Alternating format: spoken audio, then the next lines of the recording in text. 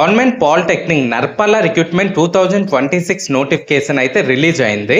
ఈ నోటిఫికేషన్ ద్వారా junior assistant, lab attender, office subordinate పోస్టులు భర్తీ చేయడానికి చూస్తున్నారు.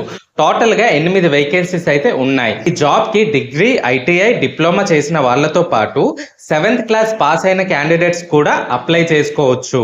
అప్లికేషన్ ప్రాసెస్ అయితే ఆఫ్లైన్ మోడ్ లో ఉంటుంది. అప్లికేషన్ జూన్ 8న స్టార్ట్ అయ్యి అప్లై చేయడానికి లాస్ట్ డేట్ వచ్చేసి జూన్ 20, 2026. జాగ్రత్తగా గుర్తుపెట్టుకోండి. ఇప్పుడు పోస్ట్ డీటెయిల్స్ కనుక మనం చూసుకుంటే జూనియర్ అసిస్టెంట్లు 2 పోస్టులు, అలాగే ల్యాబ్ అటెండర్ మెకానికల్ 2 పోస్టులు, అండ్ అలాగే lab attender electrical 1 post, and అదే కాకుండా ఆఫీస్ సబార్డినేట్ 3 పోస్టులు ఉన్నాయి. క్వాలిఫికేషన్ విషయానికి వస్తే జూనియర్ అసిస్టెంట్ పోస్ట్ కి ఎనీ డిగ్రీ క్వాలిఫికేషన్ అయితే సరిపోతుంది.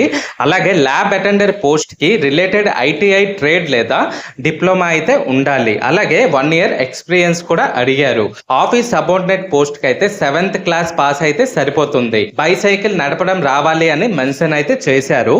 ఏజ్ లిమిట్ వచ్చేసి మినిమం 18 సంవత్సరాల నుంచి మాక్సిమం 42 సంవత్సరాల వరకు ఉంటుంది.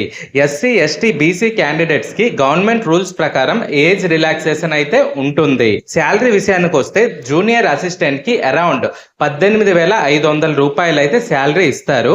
అండ్ అలాగే ల్యాబ్ అటెండర్ మరియు ఆఫీస్ సబార్డినేట్ పోస్ట్ కి అరౌండ్ 15,000 రూపాయల వరకు శాలరీ అయితే ఉంటుంది. ముఖ్యంగా ఈ రిక్రూట్మెంట్ లో అప్లికేషన్ ఫీజు అయితే ఏమీ లేదు. అందరూ ఫ్రీగా అప్లై చేసుకోవచ్చు. సెలక్షన్ ప్రాసెస్ లో written test, skill test, certificate verification మరియు ఇంటర్వ్యూ కూడా అని నోటిఫికేషన్ లో చెప్పారు.